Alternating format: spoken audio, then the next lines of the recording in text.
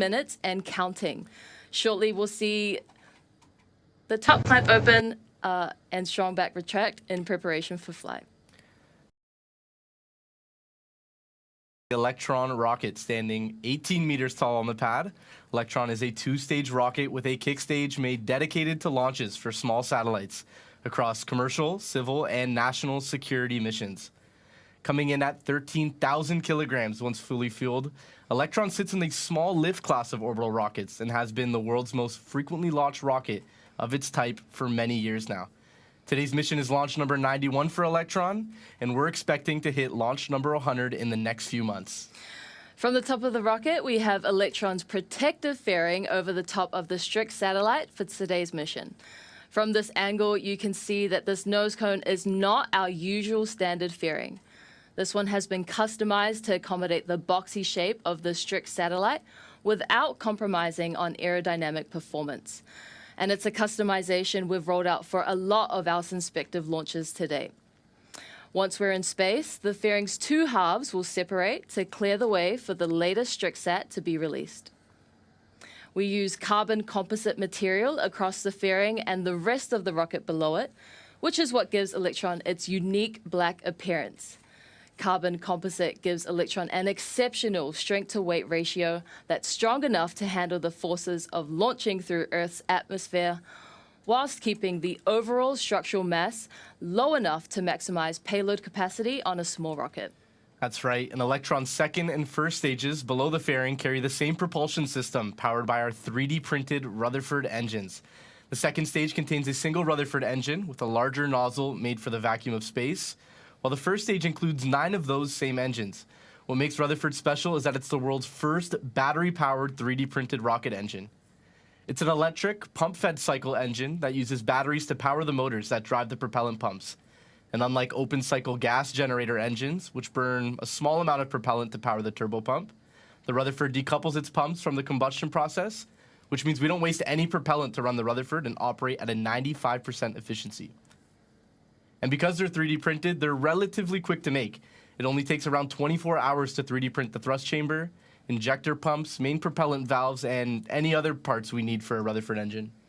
In fact, all the engines on Electron are 3D printed, even the tiny engine we have on the kick stage. That engine is called Curie, and it's capable of multiple relights on orbit to be able to maneuver the kick stage for plane changes, altitude adjustments, or multi-manifest missions where we're deploying satellites to multiple locations. Our capability is especially useful for constellation deployment missions like today's, which allow our customers to deploy their satellites exactly where they need to be. And so for the 91st time, we are nearly ready to head to orbit again. That's right, we've got just a couple of minutes left before liftoff, and soon at the T-minus 2 minute mark, our operators hand over control to the rocket's flight computer to take us through to T0. This is called the autonomous auto-sequence start, and from this point onward, the rocket is essentially making its own go-no-go decisions based on hundreds of sensor readings across the vehicle. One of its first actions is to arm Electron's AFTS, or Autonomous Flight Termination System. This is the system with control over Electron's launch corridor, and it will be monitoring the rocket's trajectory and flight health for any intervention if needed, if things go wrong. And at the same time, Electron's propellant tanks across Stage 1 and Stage 2 are brought up to their final flight pressure levels. That's a call-out you'll hear within the T-minus 1 minute mark. This pressurization is critical because it not only forces propellant into the Rutherford engines when we need it to, but it also provides strength to the tanks during flight, similar to air pressure inside of a balloon. After that, it's on to another 2 call-outs from the launch director, one at T-minus 20 seconds and another at T-minus 10 seconds to mark the final countdown to liftoff. These are the last manual checkpoints before Electron commits to flight right at T0. That auto-sequence start is moments away, so we're going to hand it over to Mission Control now and listen in to the final countdown. Go Electron, go Synspective, and go StriX.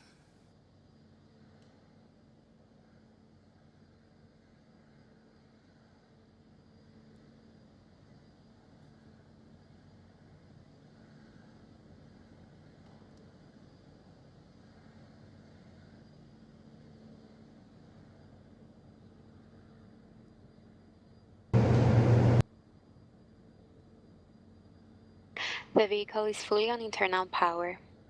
AFTS is green and enabled for flight. ECS is disabled.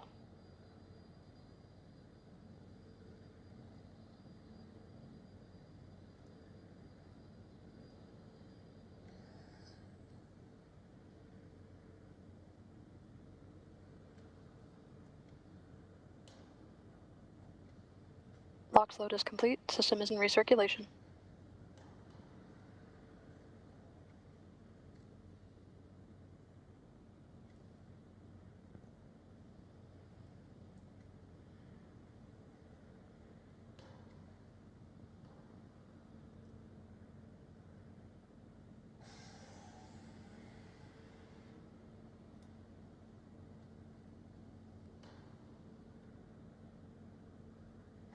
Anti-geysering is disabled.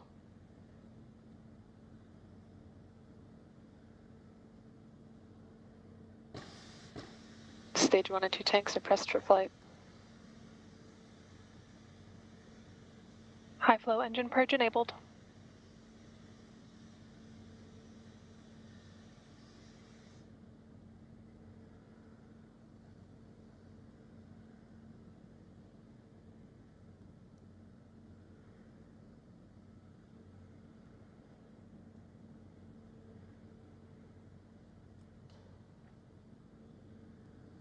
T-minus 20 seconds and counting.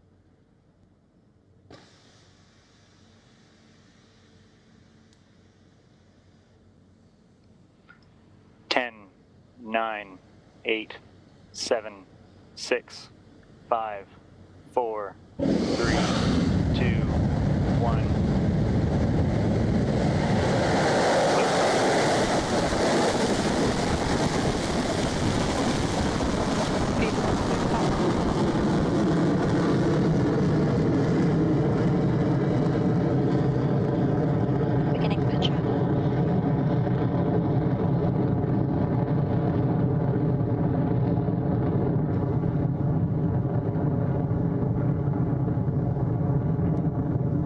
Stage 1 propulsion nominal.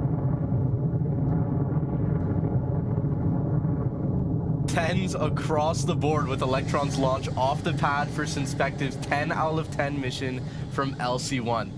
We're now 42 seconds into flight and approaching our first critical milestone, max Q, or maximum aerodynamic pressure. This is the point where Electron experiences peak aerodynamic loading on its way through Earth's atmosphere and on the way to space. Let's listen in now for confirmation from Mission Control that we've cleared max Q. Electron is supersonic, approaching max Q.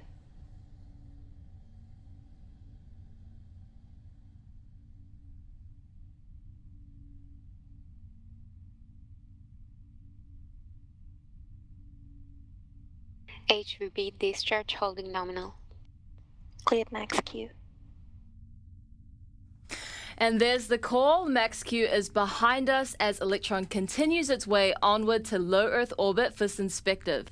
Electron is now more than 20 kilometers above Earth and traveling at more than 2,500 kilometers an hour, thanks to the thrust coming out of those 9 Rutherford engines at the bottom of the first stage. Coming up shortly will be a rapid sequence of events for Electron. Main engine cutoff, followed by first and second stage separation, and then second stage Rutherford ignition.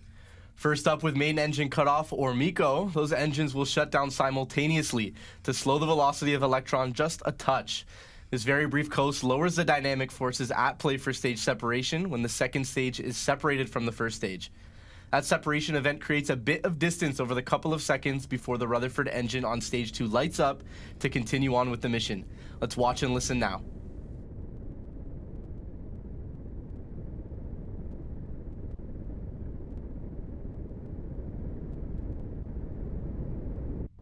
MECO confirmed. Stage separation confirmed. Stage 2 ignition confirmed. Beautiful execution there by Electron with a nice clean MECO, stage sep, and nominal second stage engine start. Very soon, we're expecting fairing separation when Electron's nose cone splits and falls away to expose the StriX satellite to space for the very first time. Let's watch this together. You should be able to see the jettison happen on your screen. Fairing jettison confirmed. Fairing jettison confirmed, and you're looking at Synspective's StriX satellite attached there to Electron's kick stage, ascending closer towards its operational orbit at 552 kilometers above Earth. Believe it or not, each one of those fairing halves weighs less than 50 kilograms, thanks to its carbon composite construction. Light enough for a single person to move around on their own, though they'd have a bit of difficulty at the speed Electron is moving right now. More than 8,300 kilometers an hour at climbing more than 141 kilometers above Earth. The second stage will continue on that way for just under 6 minutes longer until it's time to separate the kick stage and StriX satellite into orbit.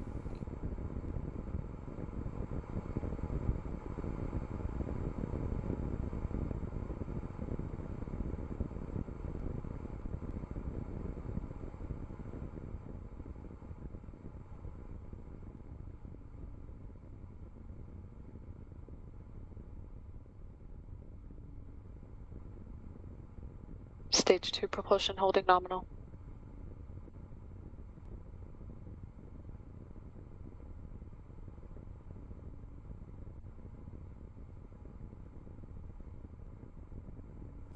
T plus 4 minutes 30 seconds into the mission now, which means we're about halfway through the burn time of this Rutherford engine on Electron's second stage. Because the runtime for this engine is a lot longer than what it took on the first stage, the batteries powering the motors that drive Electron's electric pumps are draining close to depletion, but we still need batteries to keep the engine running. So what we do next is perform something called the battery hot swap. We essentially disconnect and get rid of the old battery packs that are literal dead weight for the vehicle and connect over to a fresh battery pack that will keep the engine firing all the way through to our next stage separation event. It's the silver battery packs on the right that will fall away. So let's keep a close eye on the screen here to see that moment in real time.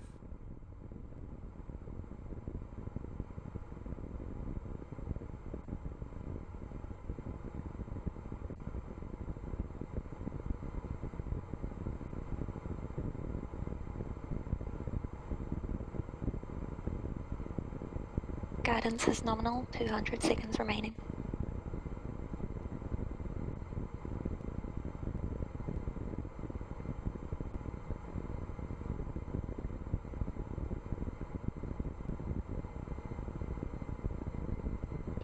Throttling down.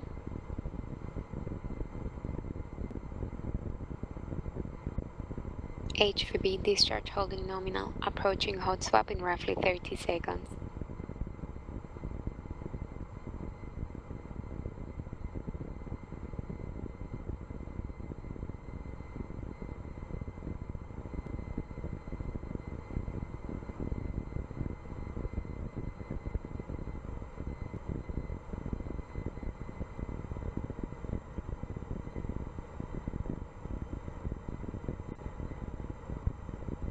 Battery jettison confirmed.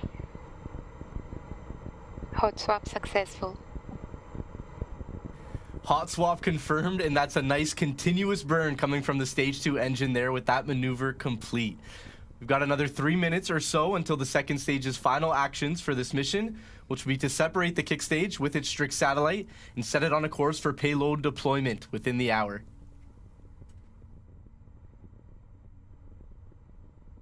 HVB discharge holding nominal.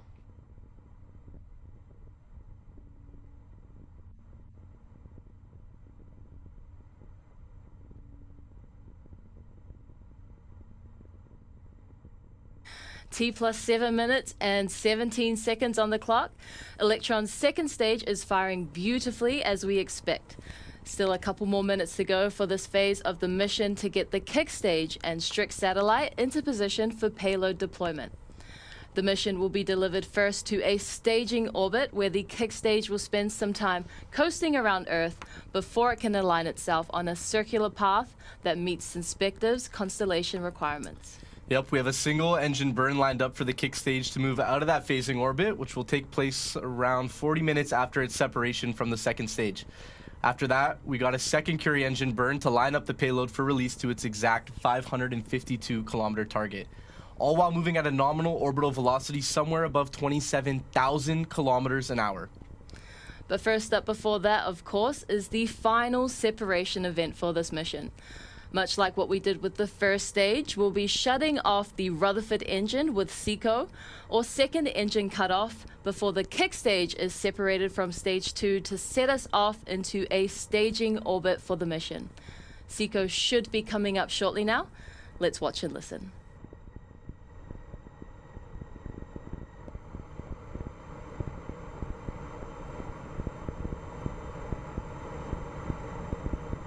Guidance is in terminal, 20 seconds remaining.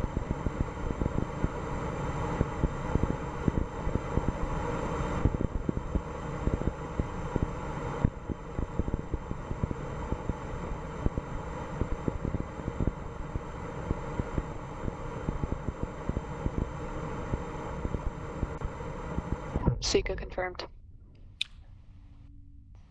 Stage separation confirmed. Nominal transfer achieved. Beautifully done by the Rutherford engine with a nice clean shutdown on the second stage. And off goes the kick stage, now on its way to prepare for our 10th satellite deployment for Synspective's LEO constellation. We've got about 40 minutes or so in this coast phase of the mission before we come back to the kick stage. During this coast, the kick stage's flight computer is continuously tracking position and velocity to refine its calculations for the optimal engine burn needed for its circularization and payload deployment. That's coming up at about T plus 53 minutes into flight and should last approximately 2.5 minutes.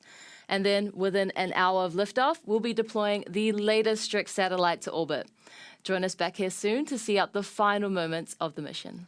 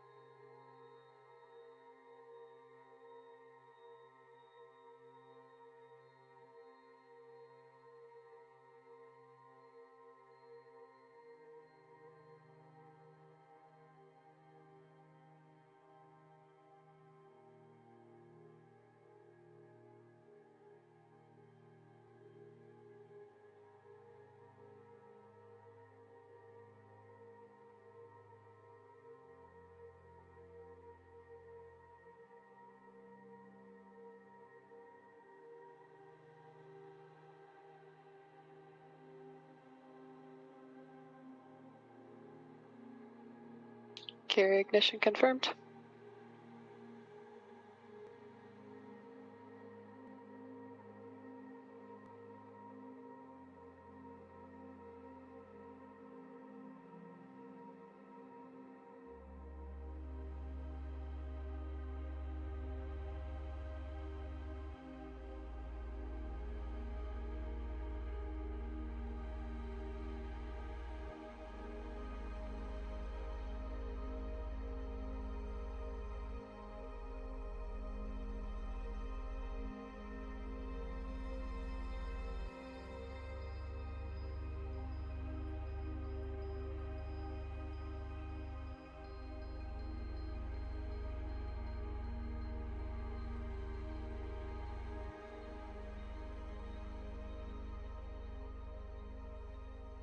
Welcome back to our live stream coverage of the 10 out of 10 mission for Synspective on Electron's 91st launch.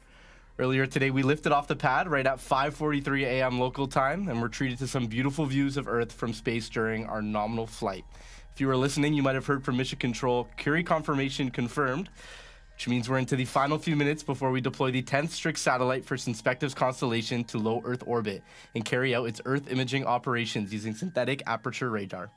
This is our 10th mission for this customer in a series of constellation deployment launches lined up through to the end of the decade. And it's an exciting moment to see off another StriX bird to its new home in space. To get off the elliptical path it was set on, the kick stage's Curie engine fired up just a few moments ago to set the kick stage on a mostly circular trajectory at 552 kilometers. Yep, with a slightly lower perigee at 548 kilometers. We had a nominal startup of that engine, and we're now just waiting for the Curie shutdown callout to come through from Mission Control.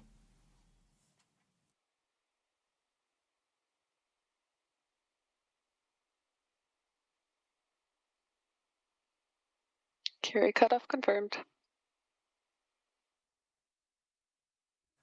Nicely done from the kick stage and Curie engine, with confirmation that the engine has shut down exactly when we needed it to line it up for payload deployment in just a few seconds.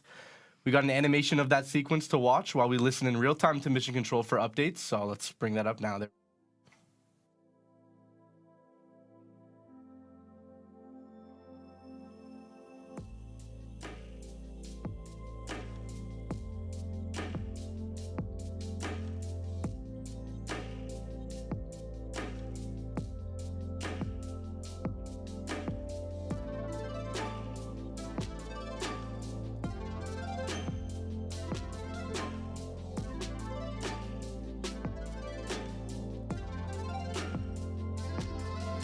Payload separation, StriX-10 confirmed.